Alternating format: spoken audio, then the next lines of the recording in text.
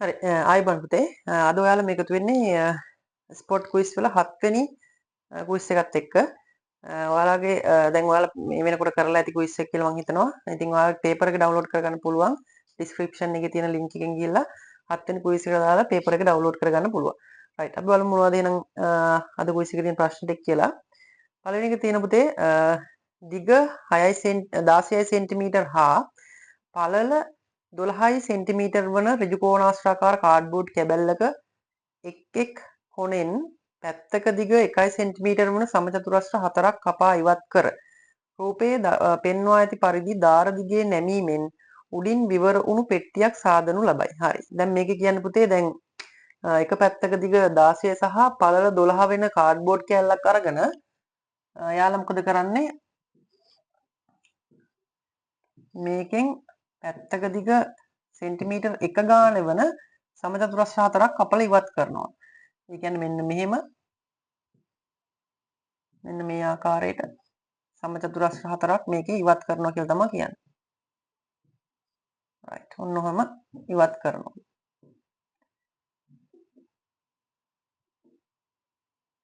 ඔන්න ඉවත් කරා. හරි.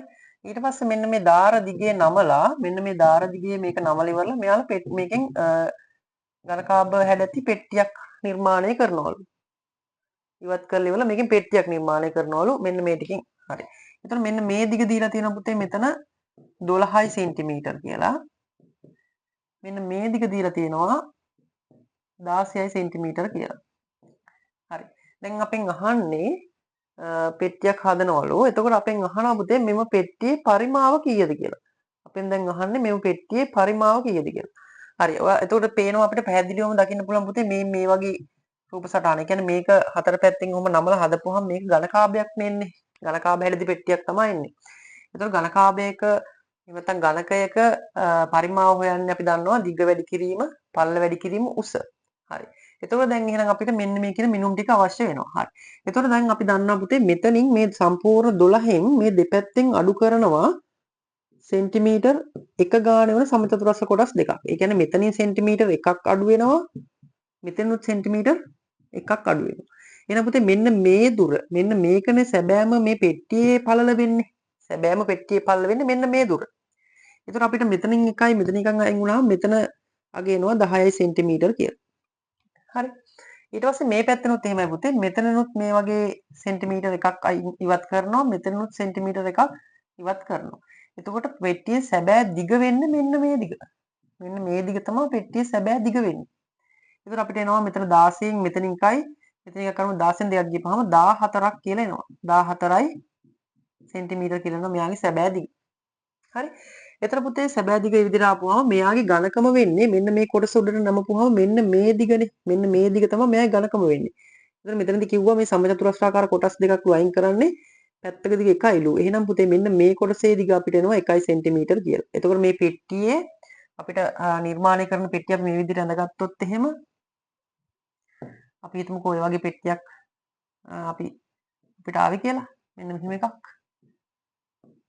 මෙහෙම එකක් ආව කියලා හිතමු මේක හැදුවට පස්සේ. එතකොට මේ පෙට්ටියේ මේ නිර්මාණය කරගත්ත පෙට්ටියේ දිග එනවා පුතේ අපිට සෙන්ටිමීටර් 14ක් කියලා. එතකොට මෙයාගේ පළල එනවා මෙන්න මේ දිග එනවා 12 සෙන්ටිමීටර් කියලා. උස එනවා 1 සෙන්ටිමීටර් කියලා. එතකොට මෙන්න මේ අගයන් ටික ගුණ කරපුවාම අපිට කෙලින්ම ලැබෙනවා මෙන්න මේ පෙට්ටියේ පරිමාව කොච්චරක්ද කියලා. රයිට්. එහෙනම් අපිට කෙලින්ම ගුණ කරන්න තියෙන්නේ 12 නේ මෙතන 14යි. 10යි. මෙතන 10 සෙන්ටිමීටර්. එහෙනම් අපිට මොකද කරන්න තියෙන්නේ? දිග ගුණ කිරීම, පළල ගුණ කිරීම, උස. එතකොට අපිට එනවා මෙයාගේ පරිමාව සමානයි 10 ගුණ කිරීම 14 ගුණ කිරීම 1යි. ඒ කියන්නේ 140යි ඝන සෙන්ටිමීටර් කියලා එනවා. පැහැදිලිද? 140යි ඝන සෙන්ටිමීටර් කියලා එනවා අපිට ඒකේ නිවැරදි පිළිතුර. රයිට්. ඊට දැන් මේකෙදි පුතේ තව ඔයාලා වර්ධ ගන්න පොයින්ට් එකක් තමයි කලබලයට ඔයාලා මොකද කරන්නේ? මේ සම්පූර්ණ දිගයි පළලයි මේ දීලා තියෙන එකම ගන්නවා. හරි. එහෙම ගත්තොත් වර්ධිනවා. ඒතකොට මේ දිගයි පළලයි මේ විදිහට දාලා ඉවරලා ගුණ කරපුවාම එන පිළිතුරත් මේකේ අන්තර්ගත වෙනවා. හරි. රයිට්. ඒතකොට මේකේ ඔයාලා ගත්තා කියලා හිතන්නකෝ දිග විදිහට ගන්නවා 16 ගන්නවා. ඊට පස්සේ 12 වැඩි කිරීම උස විදිහට ගන්නවා 1යි කියලා. හරි. ඒතකොට අපිට එනවා පිළිතුර 16 ගුණ කිරීම 12 ගුණ කිරීම 1යි. 192ක් එනවා. එතකොට අපිට 192යි ඝන සෙන්ටිමීටර කියලා තමයි පිළිතුර එන්නේ. ඔයාලා ඔයාලා කලබලයට. ඒ කියන්නේ ඔයාලා මෙන්න මේක හිතන්නේ නැතුව දැකපු ගමන් දිග මෙච්චරයිනේ. හරි දිග මෙච්චරයි නම් පල්ල මෙච්චරයි කියලා දාලා මෙහෙම ගන්නවා. ඒ කියන්නේ මේ වැරද්ද වෙනවා ගොඩක් දරුවෝ අතින්. ඒ නිසා මේ කියන්නේ. එතකොට එන උත්තරේ තියෙනවා 192යි කියලා. මේක ඒක හතරවෙනි පිළිතුර දීලා දෙන 192යි. කියන්නේ ඔයාලට වර්ධින්න පුළුවන් පොයින්ට් එකක් තමයි ඒක. හරි. එතකොට හොඳට බලන්න ඕනේ මේ ඉවත් කරන කොටස් ඉවත් කරපුවම ඔයාලට ලැබෙන්නේ කොයි අගයේද කියලා. එතකොට මේකේ නිවැරදි පිළිතුර ගන්න වෙන්නේ 140යි ඝන සෙන්ටිමීටර. ඒ කියන්නේ දෙවෙනි පිළිතුර. දෙවෙනි පිළිතුර තමයි ගන්න වෙන්නේ. හරි ඒකේ දෙවෙනි ඊළඟ ප්‍රශ්න බලමු. ඒකේ දෙවෙනි සහ තුන්වෙනි ප්‍රශ්න එක ප්‍රශ්න කොටසක් මත තමයි පදනම් වෙලා තියෙන්නේ. මේ කියන පොතේ ප්‍රශ්න අංක 25 සහ 26 රූපයේ දක්වා ඇති ලෝකයේ පුදුම හතෙන් එකක් වන ඊජිප්තු ගීසා පිරමීඩයේ දල රූප සටහනේ දක්වා ඇත. පිරමීඩයේ හතරස් පාදයේ පැත්තක දිග 230 මීටර වන අතර ඇල උස 273ක් මීටර වේ කියලා කියනවා. right. එතකොට මේකෙන් අපෙන් අහන්න පුතේ මේ පිරමීඩයේ ආසන්න මීටරයට පිරමීඩයේ සිරස් උස කොච්චරද කියලා තමයි අහන්නේ. හරි. එතන මේක අපිට දීලා තියෙනවා මේ වගේ පිරමීඩයක් දීලා තියෙනවා. මෙන්න මේ ආකාරයේ පිරමීඩයක්. right. ඔන්න ඔයගේ පිරමීඩයක් අපිට දීලා තියෙනවා. මේ පිරමීඩය ගීසා පිරමීඩයක් කියලා තමයි යාලා කියන්නේ. එතකොට මේ පිරමීඩයේ පැත්තක දිග පුතේ කියන්නේ මේ ත්‍රිකෝණාකාර මුහුණතක ඇල උස දීලා තියෙනවා. ඊට අමතරව දීලා තියෙනවා මෙන්න මේ පාද. මේ කියන්නේ දැන් මේකේ තියෙන්නේ පුතේ සමචතුරස්‍රාකාර අඩියක්නේ තියෙන්නේ. සමචතුරස්‍රාකාර අඩියක් තමයි තියෙන්නේ. හරි. මෙන්න මේක සමචතුරස්‍රාකාර මෙන්න මෙහෙම එකක් තමයි තියෙන්නේ. එතකොට මෙන්න මේ පිරමීඩයේ මෙන්න මේ දිග දීලා තියෙනවා 230යි කියලා. ඇල උස දීලා තියෙනවා 273ක් කියලා. එතකොට අපෙන් අහන්නේ මෙන්න මෙතන ඉඳන් මෙතෙන්න තියෙන දුර. මෙන්න මේ ශීර්ෂයේ ඉඳන් හරි මැදට තියෙන උස තමයි අහන්නේ. මේ සමචතුරස්‍රයේ හරි මැදට. ශීර්ෂයේ සිට සමචතුරස්‍රයේ හරි මැදට තියෙන උස අහන්නේ දැන් අපි. මෙන්න මෙතෙන්න තියෙන උස අහන්නේ. හරි. මේක මැද කියලා ගමුකෝ අපි. right. ඔන්න ඔතෙන් තියෙන උස තමයි දැන් ඔය අපෙන් අහන්නේ. එතකොට අපි දන්නා පුතේ දැන් අපෙන් ඔය උස අහනකොට දැන් මේ පාදය 230යි මේකත් 230යි ඇල උස දීලා තියෙනවා 273ක් කියලා. එතකොට අපිට මෙතන නිර්මාණය කරගන්න පුළුවන් මේ බලන්න. මෙන්න මේ හරි මැද ඉඳන් මෙන්න මෙතෙන් අපි අඳිනවා මෙන්න මෙතෙන් අපි අඳිමුකෝ එකක් මෙන්න මේ විදිහේ පාදයක් අඳිමු. එතකොට මෙන්න මෙතන ඔය විදිහ එකක් තියෙනවා මේ පාදේ තියෙනවා. එතකොට පුතේ මෙතෙන් ඉඳන් මෙතෙන්න තියෙනවා දුර මෙන්න මේ දුර සමාන වෙනවා මේකෙන් භාගයකට. ඒ කියන්නේ මේ 230න් භාගයක්නේ. මෙන්න මේ දුර කියන්නේ 230න් භාගයක්. මෙන්න මේ දුර කියන්නේ 230න් භාගයක් හරියට. එතකොට අපිට මෙතනදී මේ ත්‍රිකෝණය ගන්න පුළුවන් පුතේ එළියට මේ විදිහට අපි අඳ ගන්නවා ඍජු කෝණී ත්‍රිකෝණයක්. එතකොට මේ h උස තමයි අපෙන් අහන්නේ. එතකොට මෙයාගේ ඇල උස විදිහට අපි ගන්න පුළුවන් මෙන්න මේ උස. මෙන්න මේ උස ගන්න පුළුවන්. ඒ කියන්නේ මේ ත්‍රිකෝණාකාර මුහුණතක ඇල උස තමයි මේ දීලා තියෙන්නේ. එතකොට මෙතන දීලා තියෙනවා 273යි කියලා. එතකොට පුතේ මේක 230 හරියටම දෙකට බෙදනවා මෙන්න මේ මැදට ගත්තාම. හරි මැද කියන්නේ 230 භාගය. එහෙනම් අපිට මෙතන ගන්න පුළුවන් 115යි කියලා. right. එහෙනම් මේ ඇසුරෙන් අපිට පුළුවන් පයිතගොරස් සම්බන්ධය දාලා මේකෙන් කොච්චර අගයක් එනවද කියලා හොයාගන්න h වල උස. පැහැදිලිද? right. එතකොට මේකෙදි අපිට ගත්ත හැකි දැන් දීලා තියෙන මෙතන 273 115 සහ h නේ හොයාගන්න. එහෙනම් අපි දානවා 273 වර්ගය සමානයි 115 වර්ගය ධන h වර්ගය. h වර්ගය කියලා අපි දානවා. අපි බලමු සුළු කරලා කීයක් එනවද කියලා. 273 වර්ගය අපි වෙනවා 74529 සමානයි 115 වර්ගය. අපිට එනවා 13225යි කියලා. ධන h වර්ගය. එහෙනම් අපි h වර්ගය සමානයි 74529න් අඩු කරන්න ඕනේ 13225.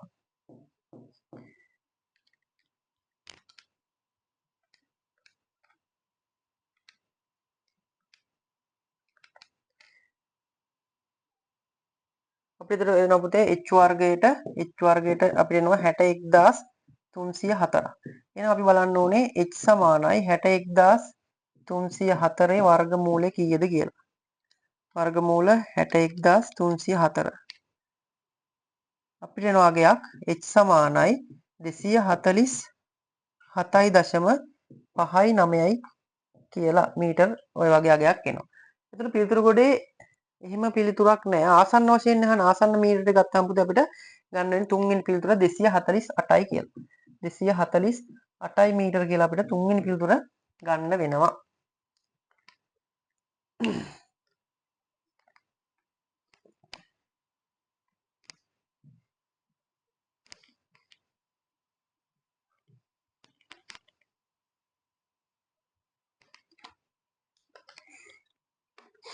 හරි ඊට පස්සේ බලන්න පුතේ තුන්වෙනි එකෙන් අහනවා පිරමීඩයේ පරිමාව ගණනය කරගත හැකි සූත්‍රය කුමක්ද කියලා. හරි.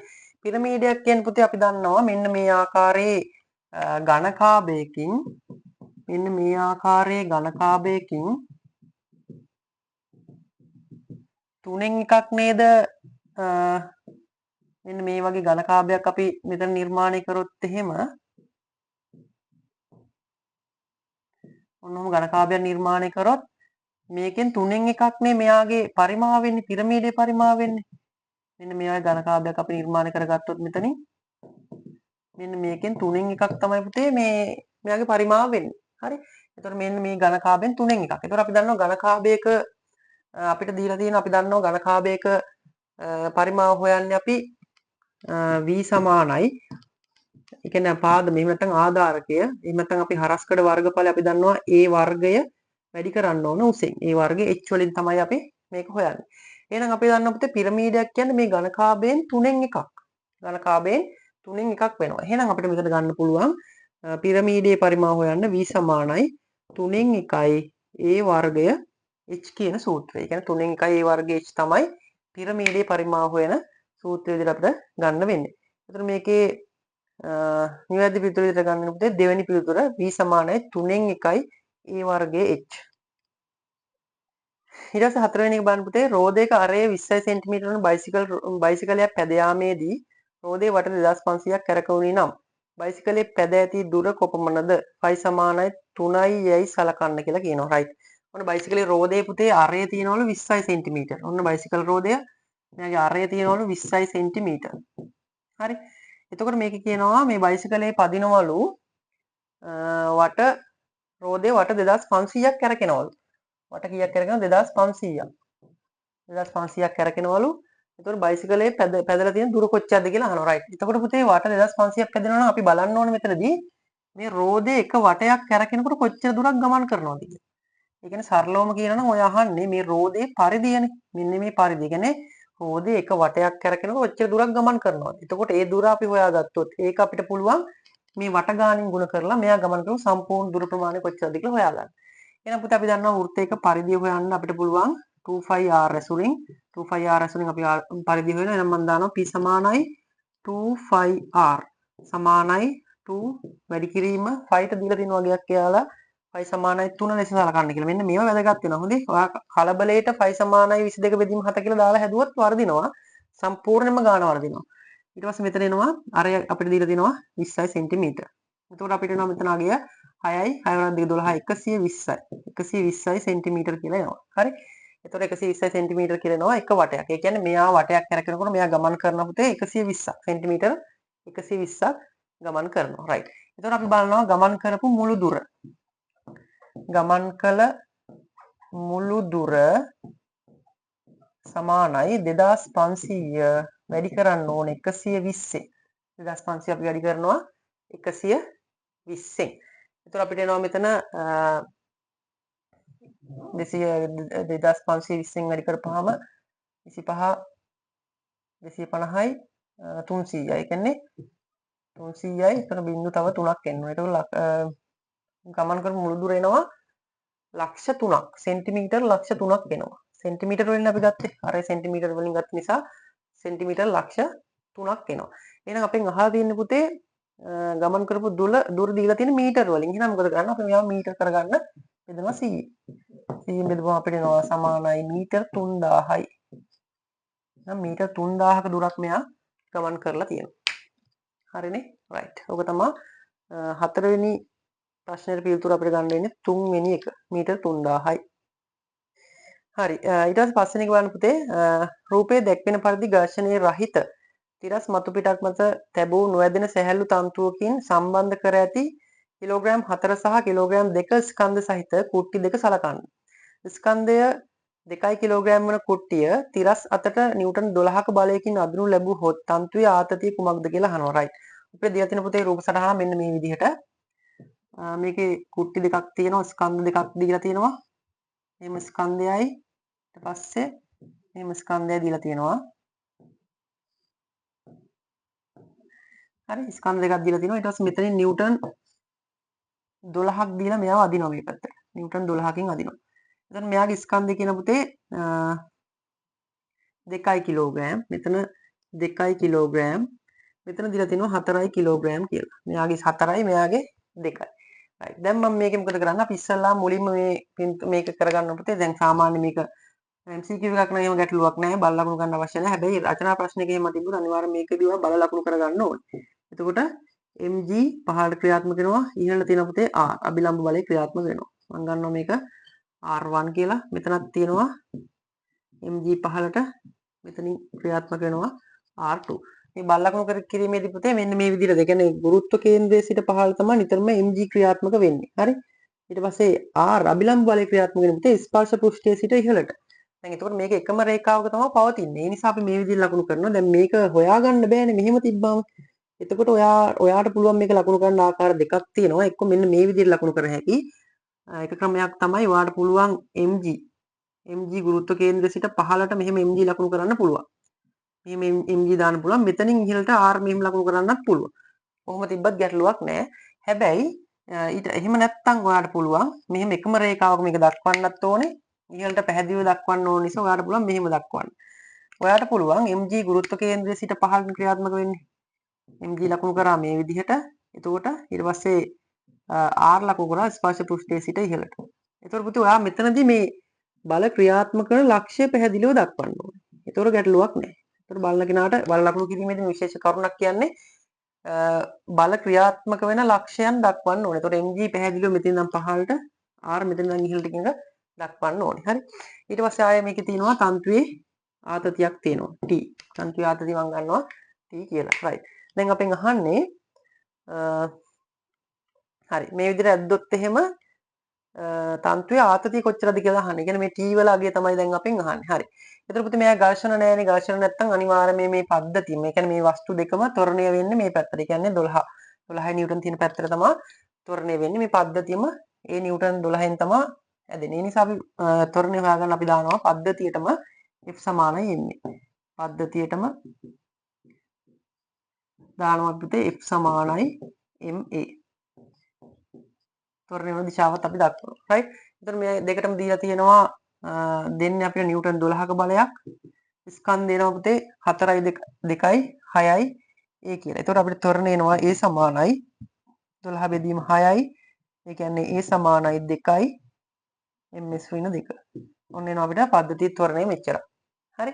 දැන් අපි හොයාගන්න ඕනේ එතකොට T කොච්චර T වල අගය කොච්චරක්ද කියලා තමයි අපි දැන් බලන්න ඕනේ. දැන් අපි බලන්න ඕනේ මේ T කියන ආතතිය නිසා ඇදෙන්නේ කවුද මොන වස්තුවකට දැන් මේ දෙකටම T යෙදෙනවා තමයි. හැබැයි අපිට පහසුවෙන්ම පුළුවන් T හොයාගන්න. දැන් මේකට දැම්මොත් බල දෙකක් තියෙනවානේ. එතකොට මේ පැත්තට 12 සහ මෙහෙට මේ පැත්තට T එනවා. ඊට වඩා අපිට ලේසි 4ට දානවා නම් අපි එහෙනම් 4යි කිලෝග්‍රෑම්ට දානවා මේ දිශාවට F සමානයි MA. අපි දාමු 4 කිලෝග්‍රෑම්ට මේ පැත්තට F සමානයි MA දාමු අපි. F සමානයි MA. ඒතකොට F කියන්නේ යෙදෙන බලය. ඒ කියන්නේ T බලයෙන් තමයි මෙයා වැදෙන්නේ. කියන්නේ මෙයා ත්වරණයෙන් T බලය නිසා සමානයි ස්කන්ධය දෙනවා 4යි. ත්වරණය දීලා තියෙන පුතේ 2යි. ඒතකොට අපිට එනවා T සමානයි 8යි නිව්ටන්. T වලට අගයක් වෙනවා T සමානයි 8යි නිව්ටන්. එහෙම නැත්නම් T සමානයි 8යි ms kg ms වෙන 2. kg ms වෙන 2. එහෙම නැත්නම් T සමානයි 8යි නිව්ටන් කියලා ගන්නත් පුළුවන්. මේක ඒතර අපිට එනවා 4 වෙනි පිළිතුර තමයි ගන්න වෙන්නේ T සමානයි 8යි නිව්ටන් කියන පිළිතුර. හරි. ඔය විදිහට තමයි පුතේ ප්‍රශ්න ටික අද ප්‍රශ්න ටික අවසන් වෙන්නේ. ඔයා බලන්න ඔයාලා මොනවා හරි ඔයා කරපු ටික හරිද? එහෙම නැත්නම් වැරදිද ප්‍රතිබන ඒ ටික මොනවද කොහොමද කියලා නිරාකරණය කරගන්න. එතකොට අර විදිහටම ප්‍රැක්ටිස් කරන දිගින් දිගටම මේ ගණන් වැරදුනට කමක් නැහැ. ඔයා පුළුවන් තරම් ටයිමින් වලටම ගණන් හදන්න පුරුදු වෙන්න සහ මේ කෙටි ක්‍රම සහ සුළු කිරීම ක්‍රම ලේසි ඒවා පොඩ්ඩක් අල්ලගන්න. ඒතර අපිට වැඩේ ඉක්මනට අල්ලගන්න ලේසි සහ ඔයාලට පහසුවෙන් මේක පුරුදු වෙන්න පුළුවන්. කාලය කළමනාකරණය කරගන්න පහසු වෙනවා. right. එහෙනම් අදට කුයිස් එක අවසానයි. අපි ඊළඟ කුයිස් එකෙන් හම්බෙමු. අයබෝවන්.